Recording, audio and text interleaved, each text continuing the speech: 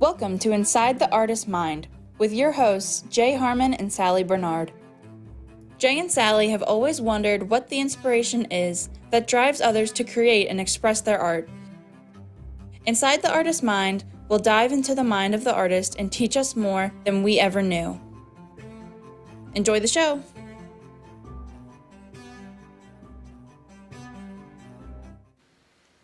Hi, and welcome to Inside the Artist's Mind. This is a show where we try to talk to creative people about why they create, how they create, and what they create.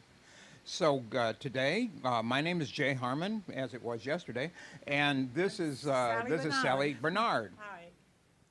And so we are going to be talking again today to another creative individual, and we want to tell you, if you would like to be on our show, we would love to have you on here. If you create anything, if you can be a visual artist, you can be a musician, you can be a tap dancer, you can be an actor, you can be a writer, you can be a chef, you can be whatever it is that you create. And we would love to talk to you about where you get your ideas, your inspirations, and what you do. So anyway, without further ado, I would like to introduce Niles Fortner. Yeah. Niles Fortner. I want to make sure I got that right. Mm-hmm. Okay, and Niles is a writer. Yes, I am. And a journalist, and he works with which paper do you work for, or are you freelance? Well, I'm actually a freelancer. I work with different newspapers and magazines around town. So it's a variety, such as like Sun Sentinel, mm-hmm. the Miami New Times, Fort Lauderdale Magazine, South Florida Digest, and just different publications all from, I would say, between West Palm to Miami. Uh-huh. That was going to be my question. So, okay. So it's quite a distance, but not too far. So you are local. Yeah, all local. Right. So in your type of business now, where do you get your information, or how do you find the people who you are going to write about? Well, that's actually a very good question. I do a lot of networking events, so I will just simply go to an event, talk to people, do the old-fashioned thing, just give them my business card. Mm-hmm. I'm very involved in the community, so even if I'm just simply going to a restaurant and I want to maybe write about the restaurant, I'll mm-hmm. say, oh, where's the manager? Can I speak with him? And it's always positive stuff that I write about. So if you're looking for like positive stories that are all local and fun, informative, mm-hmm. That's what I mostly cover. That's so interesting. So when you walk in, I'm sure by now you're probably recognized by a lot of people when you go in there, right? And eager to talk to you. Yeah, they are actually. Yeah.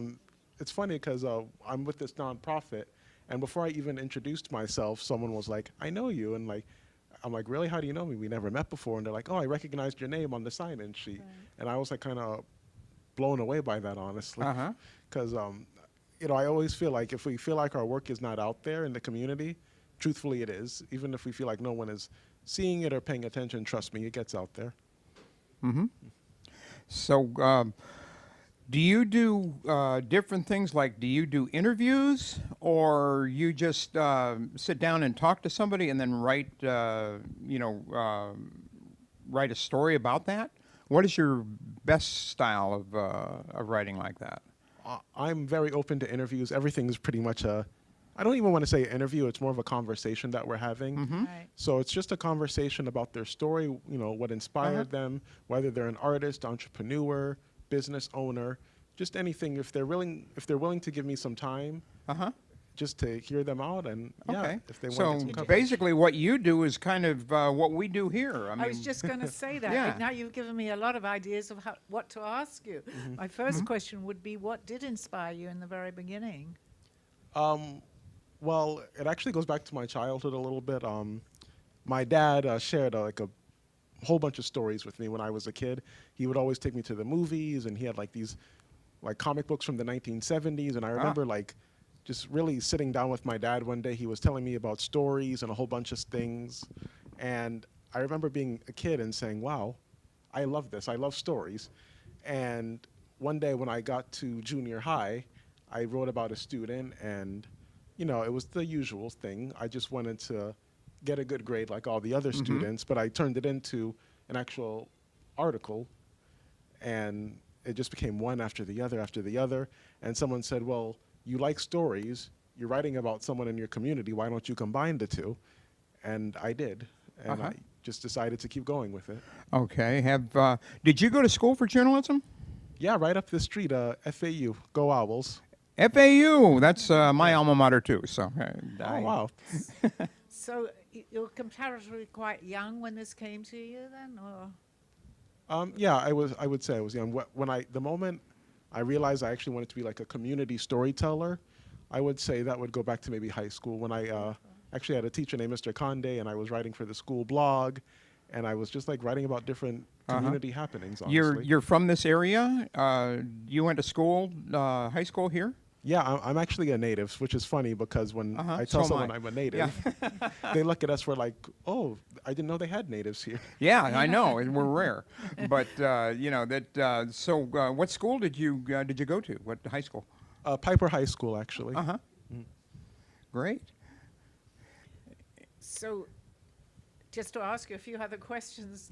So, this is intriguing to me because even at an early age, you decided this is kind of what you may want to do. But did writing come very easy to you? I mean, were you were you reading a lot of books, or? Yeah, luckily my parents, they introduced me to a lot of books when I was a kid. Right. So I think that really inspired me to actually just get into storytelling. And it's funny you mentioned that because people think you have to be like a great wordsmith and like a genius with words. But if you really know how to structure something, it can take you a long way. Was there any particular subject at that point, or you knew it was going to be through interviews and actually writing about someone else, or did you ever want to write about yourself?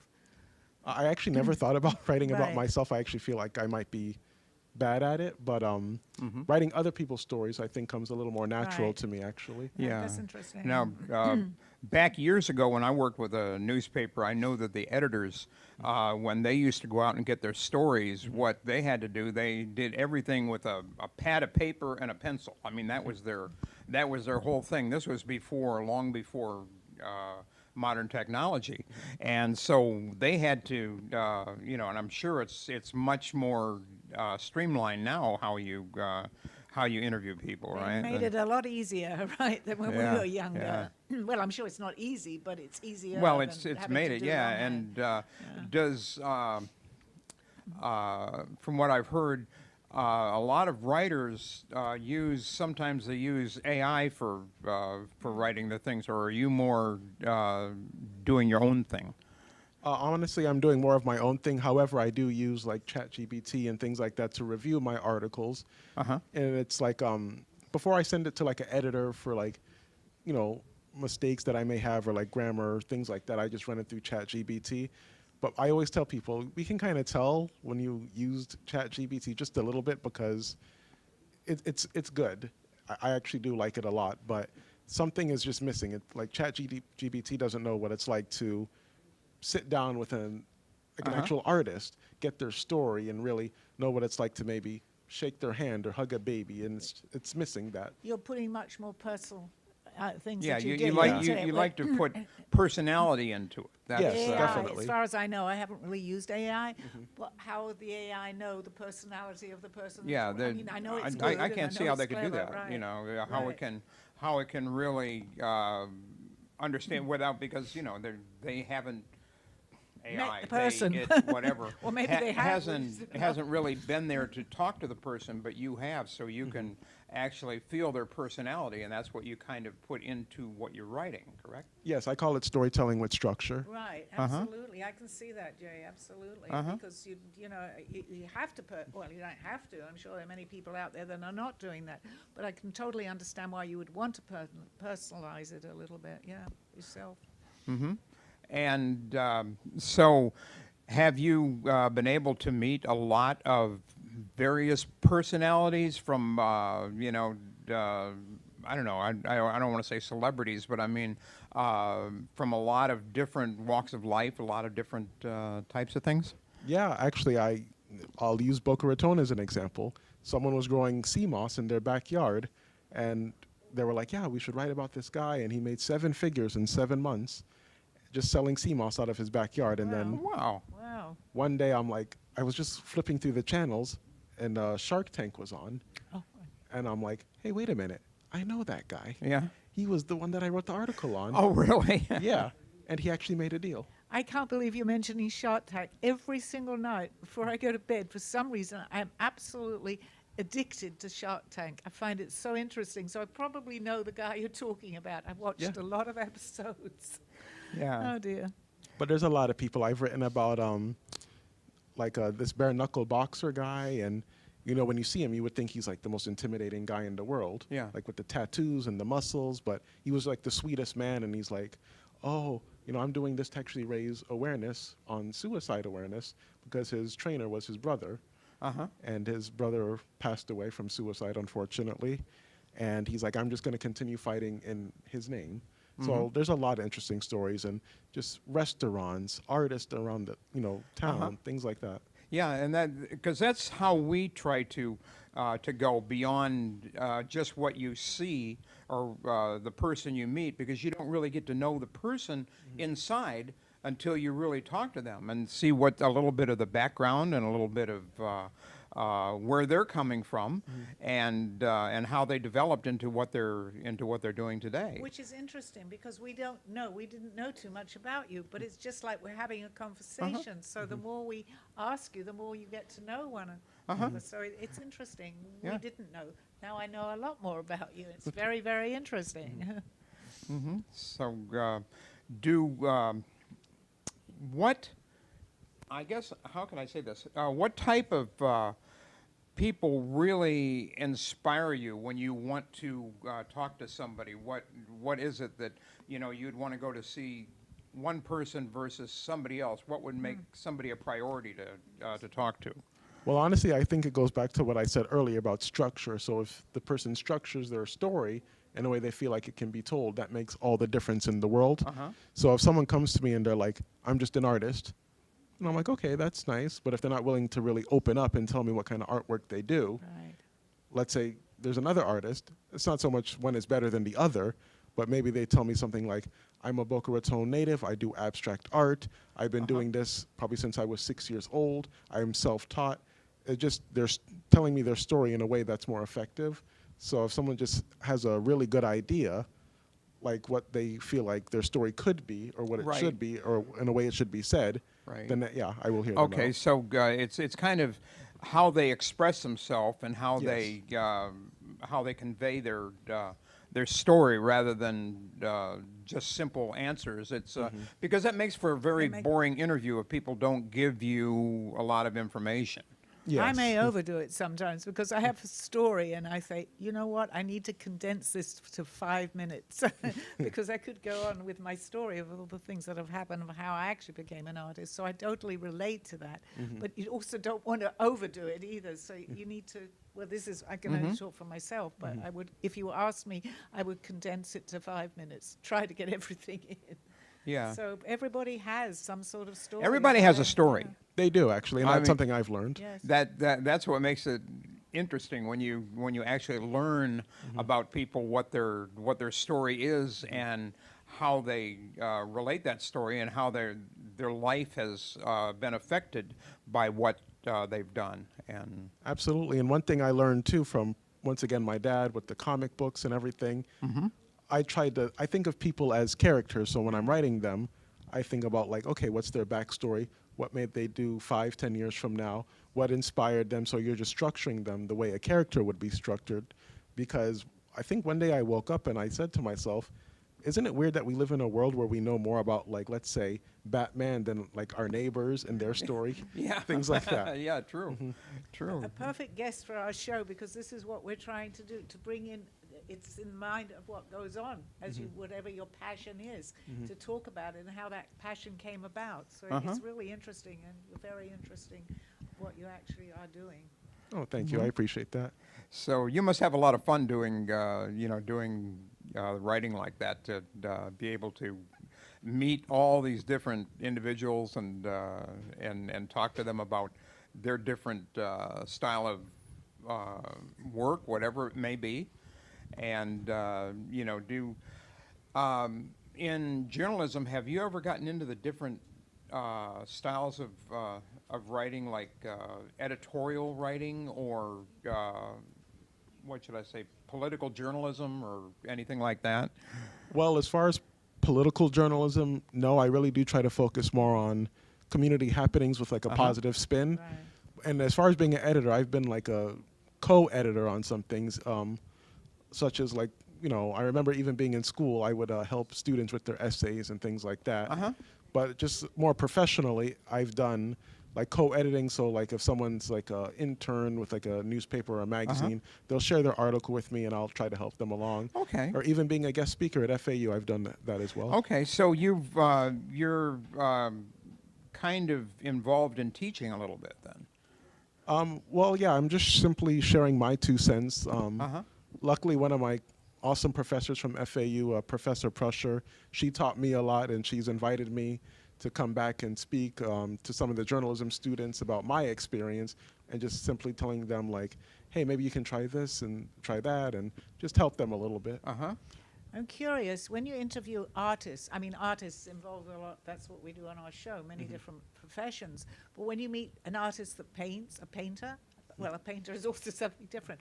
Do you find that there's a common theme that may run through, like if someone is an artist opposed to somebody else that may be a writer? Do you find the personalities similar in some of the professions or not? Yeah, definitely. You do? Okay. Like I've written about Curious. real estate agents, and sometimes their tone is a little different. But one thing I notice with a lot of self-taught artists, especially painters, is they will tell you almost everything about their life. That's exactly. I am a self-taught painter. I've Exactly, never I had- am too. and I you just know, said. self-taught artists really can tell you more about Yeah. how they have become involved with their artwork, because it's them. It's not like they went to schools and just did what they were told. They had to learn it themselves. I love that you said that, because I said that I condense it, so you were very aware of what I was talking about at that point, because I think you realized I was self-taught because it just came to me. That's very interesting. So we could have conversations for hours, Jay. Oh, I about know, self-taught. just talking about Okay. where we get the ideas fascinating, and everything. Not So shy. it's interesting. Don't you find it interesting when you're talking to creative people about how they're creative and what they do, and especially when it comes to writing, how they got involved?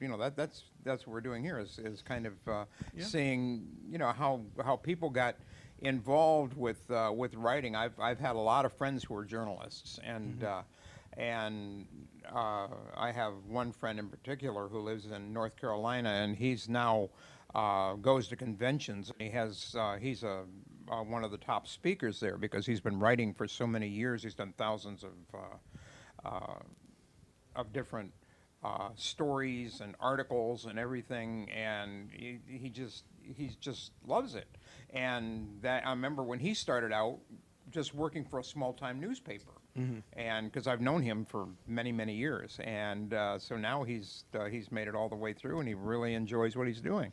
I have to tell you a story about writing. I actually am not, I'm quite good at writing for one reason. When I was in school, I am not a good speller at all. So when I came to something that I was writing, and I loved English literature, I'm from England originally, so I would be writing something and I couldn't spell the next word. So in my mind, I had to kind of imagine how would I say it without that word. So actually I taught myself to do that, which is kind of interesting. As you were saying that, I'm thinking, well, how am I able to write the way that I do? But I can express myself in a different way because I'm not a good speller. But now, of course, it's different because you can just, there's spell check and you can write whatever you like. Yeah. But when you I'm can, going back to school, we didn't have anything like that.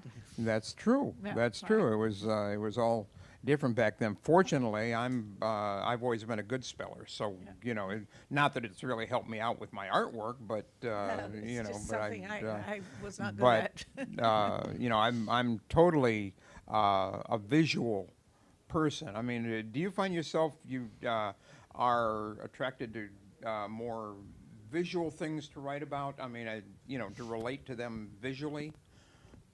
Absolutely, honestly. If something is, maybe just dry or something, yeah. But if I go to an event and I see smiling faces, I see delicious food, I see people having fun, that's way more description that I can put in my article Yeah. versus, let's say, oh, bland white walls and almost looks like an insane asylum where there's no, Right. I guess, creativity in that Yeah. room. Well, Yeah. the personality, you can get someone's personality. I'm a visual person too.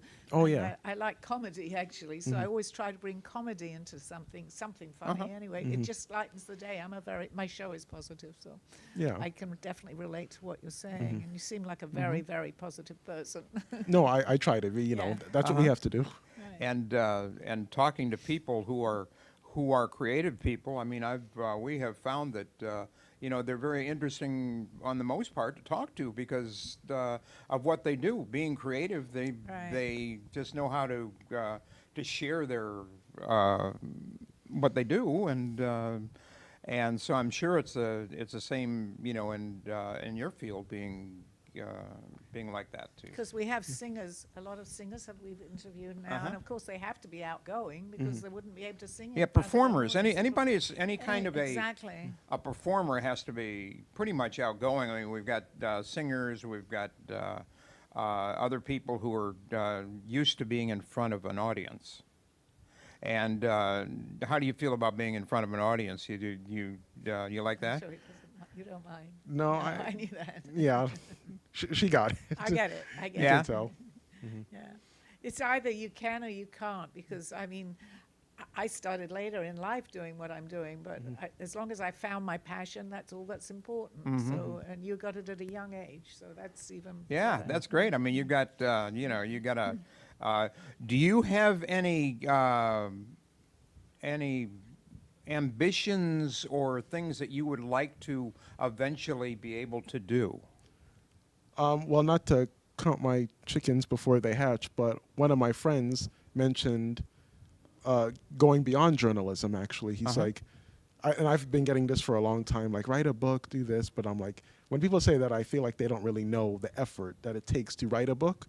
But I thought it was very interesting, and one of my friends is a filmmaker, and he's like, have you ever thought about maybe writing a short film, and we can work on it together?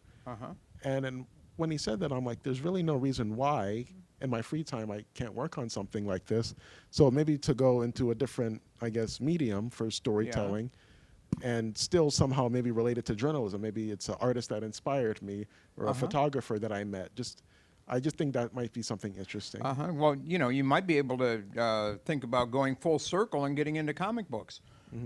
Writing for that's comic books, because interesting. that's where you Yeah, say you that's got your interesting. inspirations from. So Well, from his dad, that because that's kind of where, gosh, That's kind of interesting. where I came from because I used to draw comic books, and It's funny you mentioned that. I'm actually going to meet with a comic book editor next yeah? week. Yeah, he So wants me you- to edit some of his work. Well, Your there you go. inspiration That's from good. your father was he enjoyed comics, and so he passed that on to you. But I think and it's very interesting because the characters, each one has a character, each is different. So you're bringing out Right. everybody's personality without actually talking to them because you're imagining the character. Correct? I can absolutely see that. Yeah. I think Yeah. that's fascinating. Yeah, and Imagination is Each what's so- person you talk to is different.